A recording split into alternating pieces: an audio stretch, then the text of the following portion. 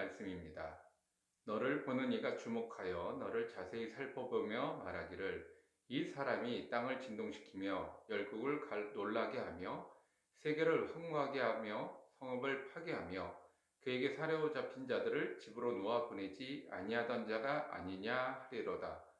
열방의 모든 왕들은 모두 각각 자기 집에서 영광 중에 작업만은 오직 너는 자기 무덤에서 내쫓겼으니 가증한 나무 가지 같고 칼에 찔려 돌 구덩이에 떨어진 죽음들에 둘러싸였으니 밟힌 실체와 같도다. 내가 내 땅을 망하게 하였고 내 백성을 죽였으므로 그들과 함께 안장되지 못하나니 악을 행하는 자들의 후손은 영원히 이름이 불려지지 아니하리로다 할지니라. 너희는 그들의 조상들의 죄악으로 말미암아 그의 자손 도륙하기를 준비하여 그들이 일어나 땅을 차지하여 성읍들로 세상을 가득하게 하지 못하게 하라. 이사야 14장 16절에서 21절의 말씀. 아멘. 우리는 시간 속에 살고 있습니다. 시간은 연속성을 가지고 있습니다. 시간은 지나간 시간과 현재 시간, 그리고 다가올 시간으로 구분될 수 있습니다. 하지만 이것은 어디까지나 개인의 기준이고 시간은 계속해서 흘러가고 있습니다. 그래서 과거가 미래였던 때가 있었고 현재가 과거였던 때도 있습니다. 하지만 중요한 것은 그 사이에서 우리가 어떻게 살아가고 있는가입니다. 좀 더 질문을 구체적으로 들어가서 어디에 관점을 두고 살아가고 있는가입니다. 본문의 말씀을 보면 너를 보는 이가 주목하여 너를 자세히 살펴보며 라고 말씀하고 있습니다. 누군가 나의 인생을 자세히 살펴본다고 생각해 봅시다. 어디를 보여주고 싶습니까? 우리 인생 속에는 희노애락이 있습니다. 누구나 희와 락의 시간을 보여주고 싶고 또 그 안에서 살고 싶어 합니다. 하지만 시간은 연속성이 있습니다. 희의 시간이나 락의 시간만 떼어놓고 살 수 없습니다. 그것은 추억일 뿐 인생이 될 수 없기 때문입니다. 본문 속의 내용을 보면 과거의 영광을 이야기합니다. 땅을 진동시키고 열국을 놀라게 하며 라고 시작되는 과거는 누구도 넘볼 수 없는 업적을 자랑합니다. 하지만 빛이 있으면 그림자가 생기듯이 놀라운 업적 뒤에는 세계를 황무하게 하며 성읍을 파괴하게 하는 그림자가 존재합니다. 우리 인생 속에도 희와 락의 시간이 존재할 것입니다. 그런데 내가 생각하는 희와 락 뒤에는 혹시 나의 노와 애의 사람들이 감춰져 있는 것은 아닐까요? 이것이 때로는 이웃이 될 수도 있습니다. 친척이 될 수도 있습니다. 하지만 가장 가까운 가족이 될 수도 있습니다. 가정생활을 하다 보면 반드시 누군가는 해야 할 일들이 있습니다. 청소나 빨래, 식사 준비와 설거지 같은 삶의 모든 부분들을 반드시 사람의 손길을 통해서만 이루어지는 것입니다. 그런데 내가 하지 않았는데 내 삶 속에서 이루어졌다면 누군가의 손길이 있었다는 것입니다. 지금 나의 삶이 희나 낙입니까? 그 뒤의 손길을 기억하시기 바랍니다.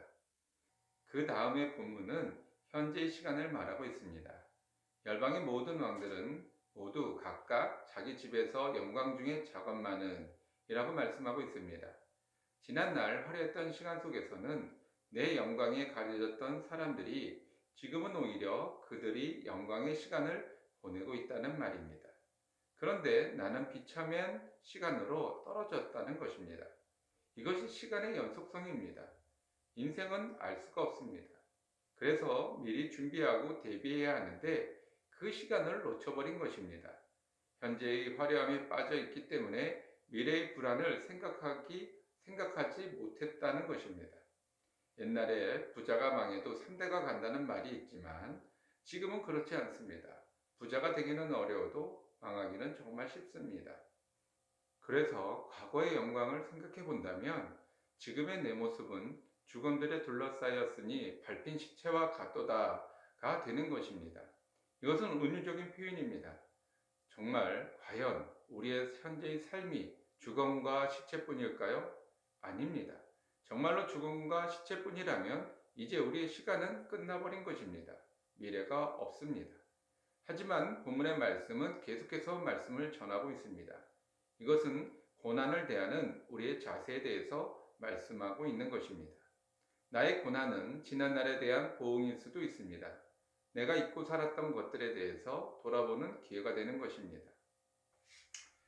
우리가 알게 모르게 외면했던 것들에 대해서 살펴보고 돌아볼 수 있는 시간이 필요합니다. 만약 쉬어가는 시간이 없다면 우리는 죽는 날까지 앞만 보며 달려갈 것입니다. 고난을 통해 뒤를 돌아볼 수 있다면 그 다음 앞으로 나아가는 방향이 달라질 수밖에 없습니다. 그러나 우리 중에는 쉬는 시간 동안 늦춰진 것을 채우려 더 달려가는 사람들도 있습니다.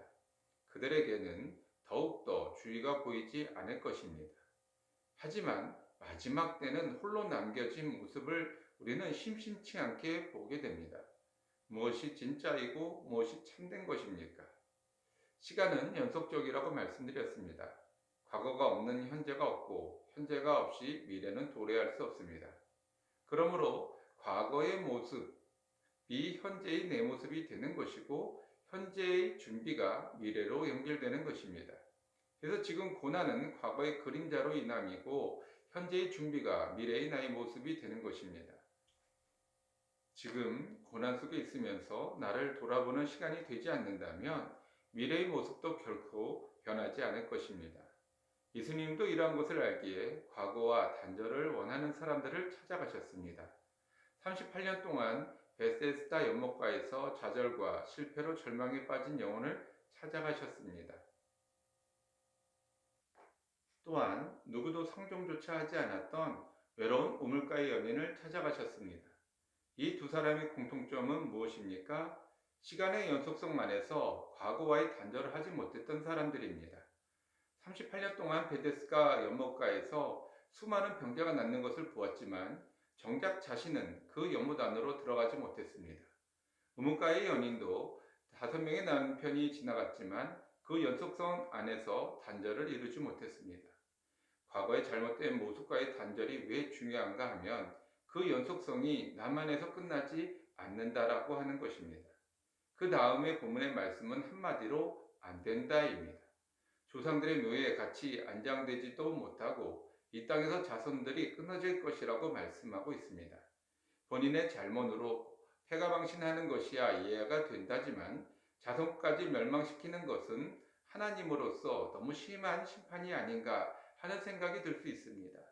하지만 본문의 말씀을 잘 보시면 어디에도 하나님이 심판하신다는 말씀이 없습니다.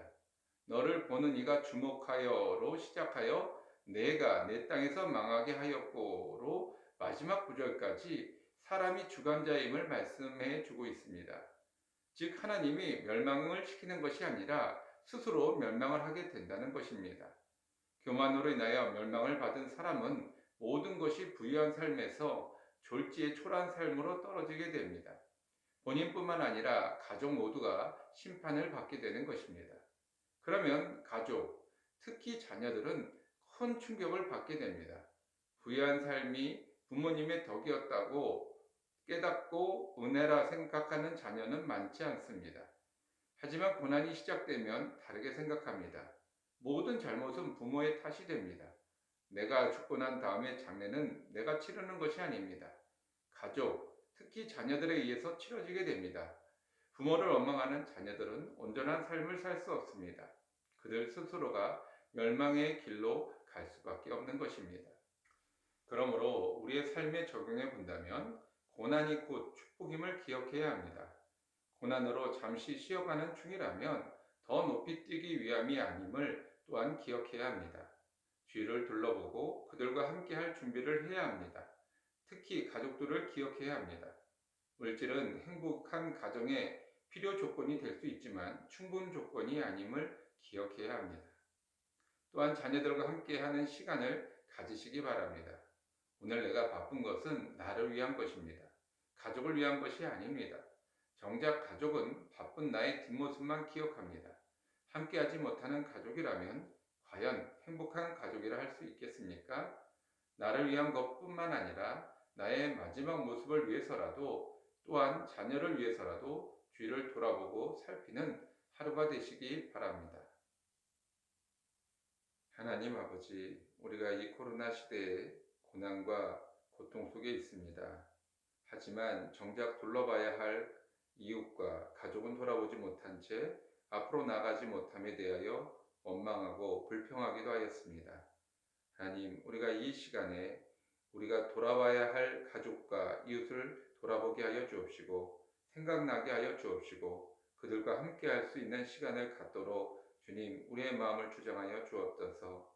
아버지, 우리가 잠시 잠깐 쉬어가지만 이것이 결코 끝이 아님을 기억하게 하여 주시사 우리가 영원한 천국과 하늘나라를 생각하게 하여 주시고 또한 우리의 대를 이어 우리 자녀들이 우리의 모습을 본받아 살아갈 것임을 잊지 않게 하여 주옵소서.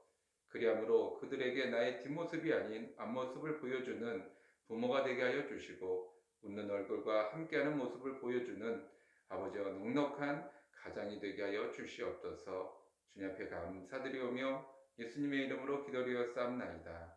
아멘.